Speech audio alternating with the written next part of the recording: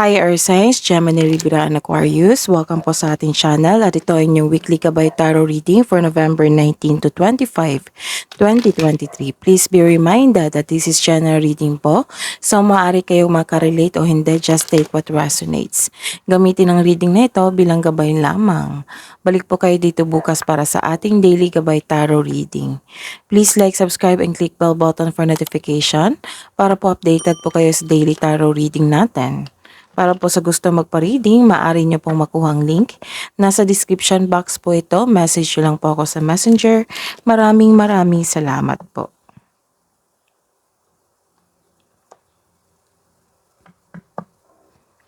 Spirits guys, ano po ang ganap ngayong week na ito from November 19 to 25, 2023 para po kay Gemini, Libra, and Aquarius.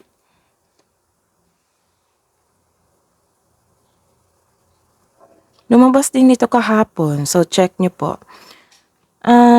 May kasal na magaganap, maaring may proposal na magaganap ngayon, or kasal.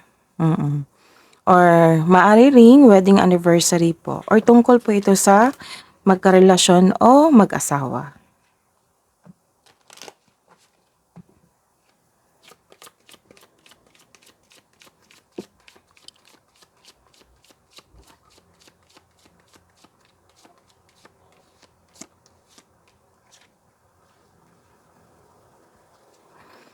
Malaki ang influence sa week na ito, itong babae, matured woman.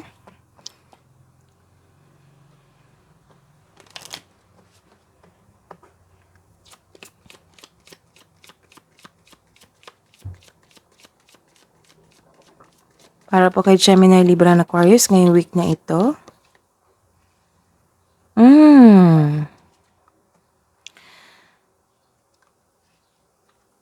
Nakaramdam kayo ng hopelessness or rejection.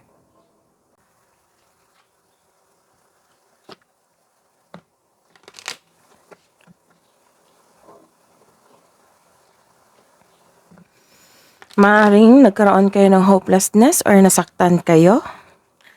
This is despair May concern kayo siguro sa matured woman sa buhay nyo or sa isang mag-asawa.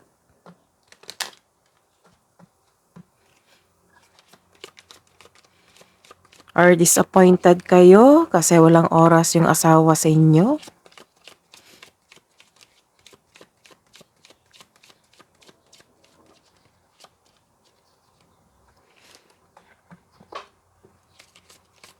Spirits guys, mensahe nyo po para kay Gemini, Libra, and Aquarius ngayong week na ito.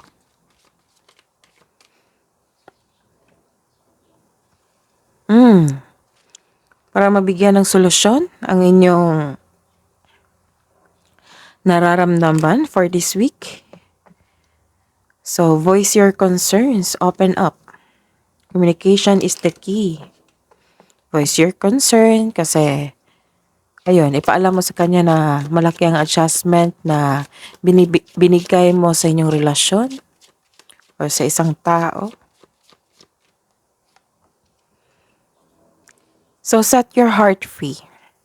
Kahapon pa to na isa sa inyo nag-ask ng freedom. So, check nyo yung reading ko, November 18, 2023, para po kay Air Signs. Ang alam ko, may lumabas talaga na ganito. Spirits guides, ano pang energy for this week ni Gemini, Libra, and Aquarius from November 19 to 25, 2023.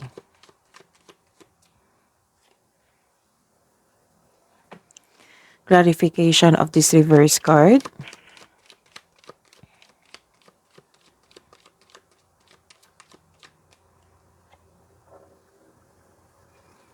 Career and money. Career and money po ni Gemini, Libra, and Aquarius ngayong November 19 to 25.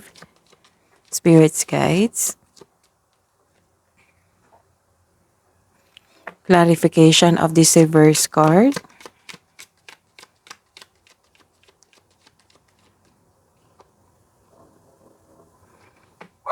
Love and romance, self-love, partnership, and romance. Clarification of this card.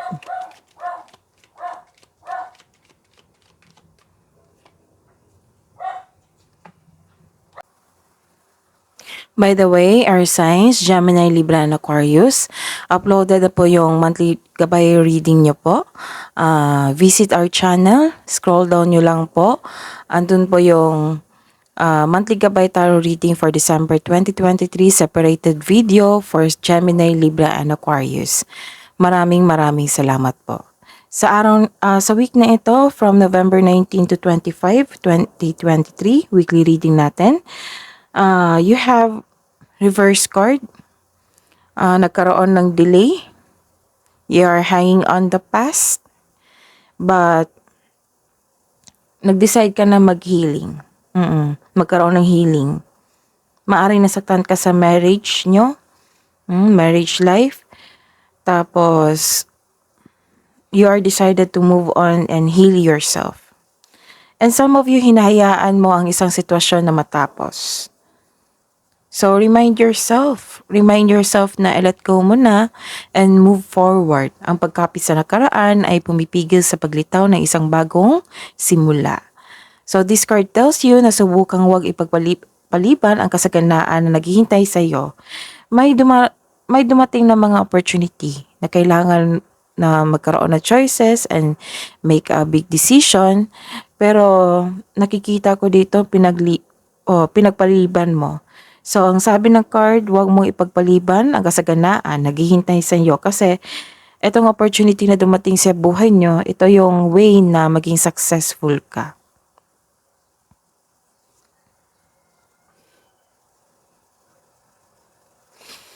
And the reverse card, which is the clarification, nagkaroon po dito ng isang labis na pagmamalabis or may kakilala kang mayabang. Naging arrogante sa achievement mo and recognition mo ngayon. So, may naiinggit sa inyo. May nakita rin ako dito na bossy na tao na gusto makuha lahat ng gusto niya or hindi kayo satisfied sa completion ng project nyo po. So, this card also tells you na huwag masyadong gastahin kung ano ang mga biyayang natanggap. So, do not overspend. Kung i-consider mo ang biyayang natanggap, celebrate it by expressing gratitude and generosity. So, share your blessings po. And sa buhay, karera at sa kaperahan, this is a reverse card. Nagkaroon ng disconnection sa inyong intuition. Nagkaroon ng hidden motives dito and confusion sa isang bagay or sa isang tao. May nalaman ka pero ini-ignore mo. So, this card is a sign of a disconnection from your intuition. Maybe nagkaroon ng disconnection just because nagkaroon kayo ng anxiety or too much ang pag-iisip. Or sobrang pagod kayo sa inyong trabaho or sobrang pag-iisip. Ayun, nagkaroon ng overthinking and overanalyzing the situation. Instead na magkaroon ka ng tiwala sa inyong sarili, nagre-rely ka sa guidance o opinion ng iba. So, trust yourself. Connect to yourself, connect to your energy, and connect to your intuition. Kasi yan ang magbibigay ng gabay. Magbibigay ng gabay kung ano yung next step action nyo towards to your goal para maging successful ka. And this is also means wala kang alam sa mga pangyayari, you refuse to look within. May nalaman ka pero ini-ignore mo, ayaw mo siguro ng gulo. Ayun, the clarification is this card, meaning to say may sudden change na ganap sa inyong buhay, karera at sa kaperahan. Nagkaroon ng sudden change, bigla ang pagbabago. So, check natin. May bigla ang pagbabago ang parating sa financial mo o sa isang relasyon sa isang tao. But mostly, sa kaperahan to eh. Sudden change na hindi ka takot mag-let go. Ang darating na pagbabago ay makakasuporta sa iyong growth and expansion. So, ayun, may dumating talaga from the universe na opportunity para maging successful ka. So, huwag niyong ipagpaliban. Kasi nakakita ko dito na mahirapan kayong mag-move on kasi may pagbabago na ganap. Ayun, so kailangan maging handa ka sa sudden change, biglaang pagdating. Biglaang pagdating, biglaang pagbabago sa inyong buhay, karera at sa kaperahan. And sa buhay pag-ibig, this is wealth and about family. This is about inheritance. Papasok ka o interesado ka lang magkarelasyon. So, sa mga single dyan, papasok ka o interesado ka lang magkarelasyon kung ito ay seryoso sa buhay. This card is a sign na ipakilala mo yung partner mo. Sa mga may relasyon dyan, this card is a sign na ipakilala mo ang iyong partner mo sa iyong pamilya at sa mga kaibigan. Pasensya na po sa ingay.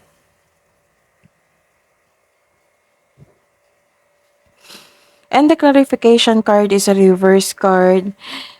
May kakilala ka, it might be your partner, kayo po, or kasamahan sa bahay, naging abuso, masakit magsalita.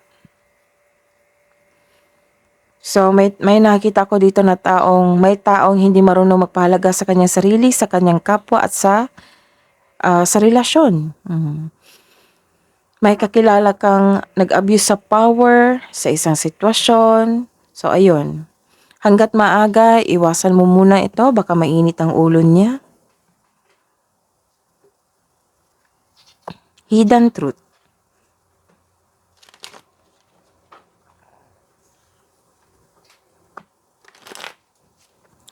Hidden truth, anong iniisip mo, anong iniisip niya para po sa mga single?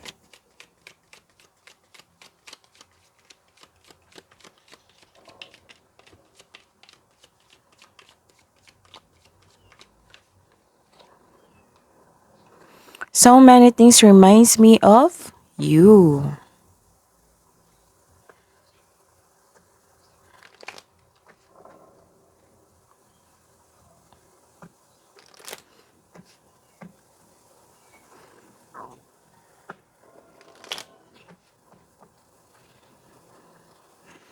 Hidden truth, anong iniisip mo, anong iniisip niya para po sa mga may relasyon?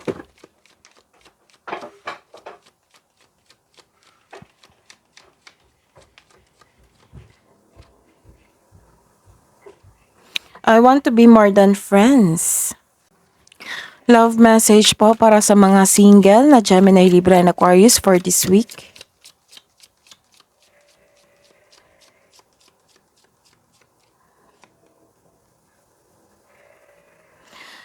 Ang main concern nyo lang po is relasyon dito. Relasyon at pagbabago sa inyong kaperahan at sa karera. So set your heart free, voice your concerns. Communication is the key. And so kailangan nyo daw matulog, tamang pagtulog. 'Di ba sabi ko kanina dito na nagkaroon kayo ng anxiety, which means anxiety or pag-iisip, sobrang pag-iisip. Ayun, which means hindi maayos ang inyong tulog ngayong week na ito. So, ang advice po ng cards po, di ba po sabi ko kanina na meron kayong anxiety or hindi maganda ang tulog po. So, kailangan kayong maaga ang tulog dito. Kasi may nakita ako ditong anxiety, hindi maganda ang pagtulog, hindi inalagaan yung sarili sa kakaisip. Ayun, so lumabas dito na kailangan nyo ng maagang matulog. So, bigyan pansin ang sarili, alagaan ang sarili para hindi kayo magkasakit. Di ba po nagkasakit kayo last 2 weeks or I think last 2 week or last week. So, this is a reminder na alagaan ng inyong sarili. Kasi nakita ko dito may concern ka talaga sa isang tao nagkaroon kayo ng hopelessness or hindi nyo matanggap ang pagbabago sa inyong, bigla ang pagbabago sa inyong career at sa inyong kaperahan. Pero nakita ko dito itong pagbabago is good for you kasi ito yung daan na maging successful ka. Kasi may nakita ko ditong opportunity na maaring tanggihan mo or pagpaliban nyo. So this card asks you na kung may dumating sa inyo na opportunity, pag-isipan ng mabuti, pagplanuhin, tapos take an action. Huwag nyong ipagpaliban po kasi madalas lang yan dumating yung opportunity. Sayang din po. Binigyan kayo ng chances na ni universe na matupad ang inyong pangarap. So, you have to work on it. Sayang yung opportunity po. Ayun, kung gusto niya maging successful, kung may opportunity na dumating, grab niyo na. Siyempre, before you grab, pag-isipan niyo mabuti at pagpaplano. So, kailangan lang acceptance dito and move on, take a plan, kung ano yung next step nyo. Kasi nakikita ko dito nagkaroon kayo ng disconnection sa inyong intuition eh. So, connect to your intuition para bigyan po kayo ng gabay. Ayun. Kung ano yung next step mo or ask divine assistance kung naguguluhan ka na. Naguguluhan ka na kasi nagkaroon ka ng anxiety or hindi maganda ang inyong pagtulog. Kaya ito yung advice po. Magkaroon ng tamang pahinga. So, ingatan nyo po ang inyong sarili ha.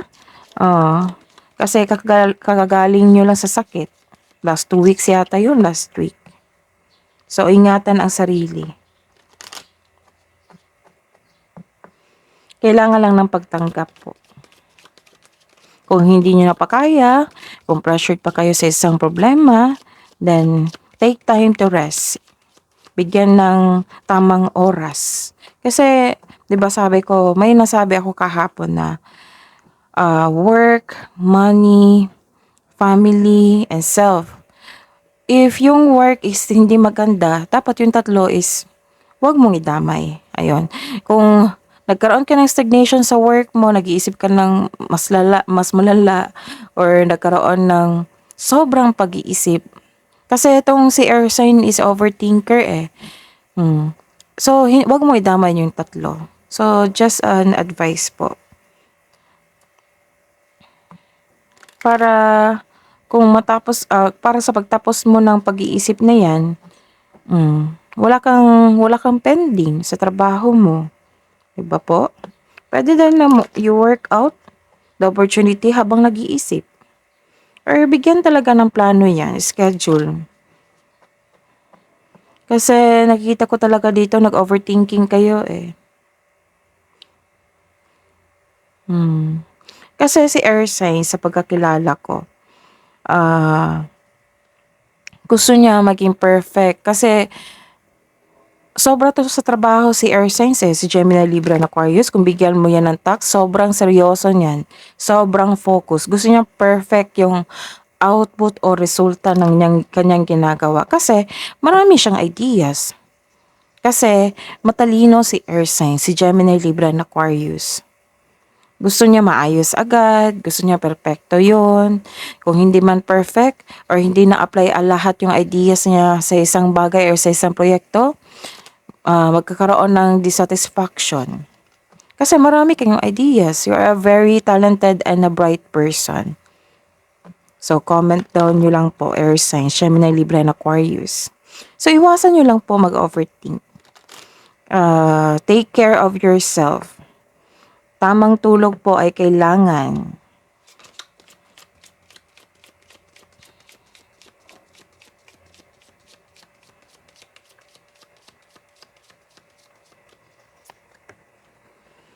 It is okay to change the direction.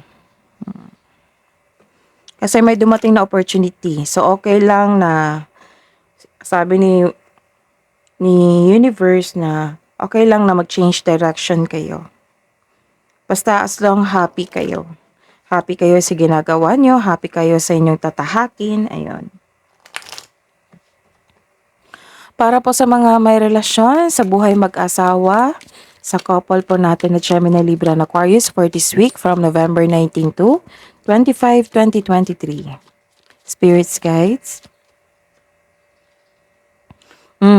This is good. Nagkaroon ng enlightenment. With enlightenment, there is no separation. We recognize that we are one with the divine. Karoon ng enlightenment. Kung hindi nyo na kaya, nagkaroon kasi ng hopelessness dito, then ask divine assistance. Connect to your intuition also.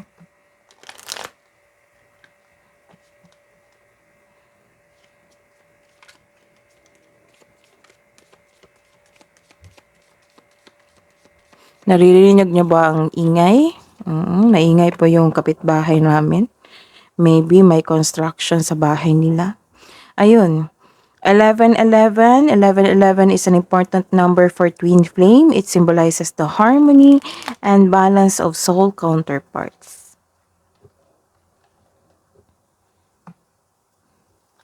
Yung dumating na opportunity, blessings yan.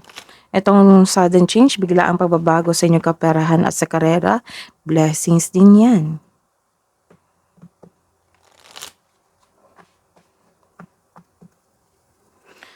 Ayun. So, ang problema lang talaga is disconnection sa inyong intuition, sa inyong sarili. Nag-overthink kayo. Wala naman akong nakitang problema dito sa kaperahan kasi may malaking pera dito eh. May matatanggap kang peras mula sa inyong pamilya.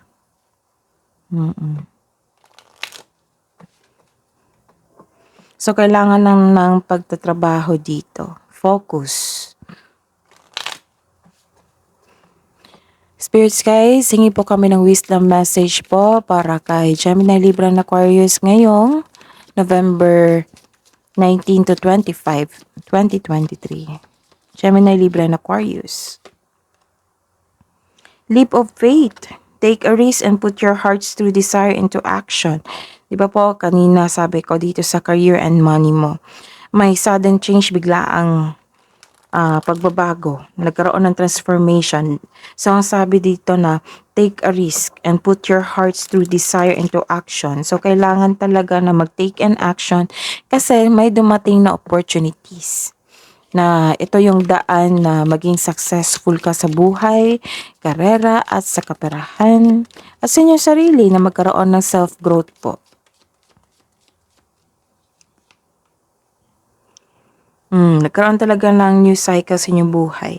Honor the cycles of your body, energy levels, and emotions. So, connect to your body, connect to yourself, connect to your energy, connect to your intuition.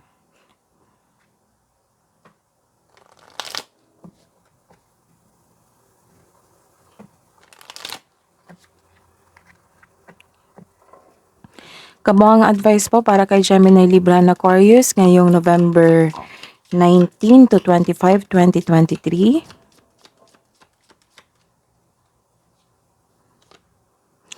Your commitment is being tested. So, sa mga may relasyon dito, sa mag-asawa, sa may trabaho na may proyekto na nag-commit, so your commitment is being tested.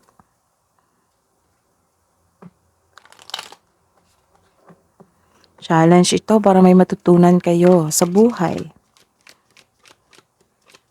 Para po kay kabuang advice niyo po, spirits guys, para po kay Gemini, Libra, and Aquarius from November 19 to 25. A win-win outcome is forecast. So may judgment or justice na magaganap po.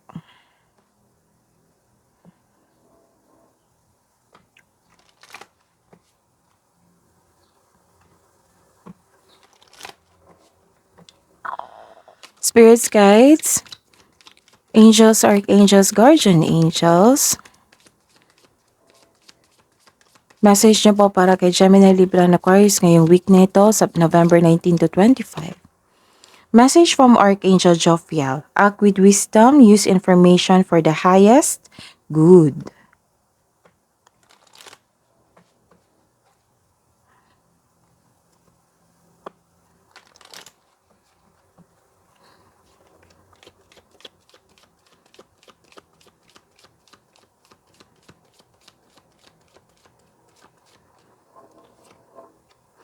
And message from Archangel Premenilek.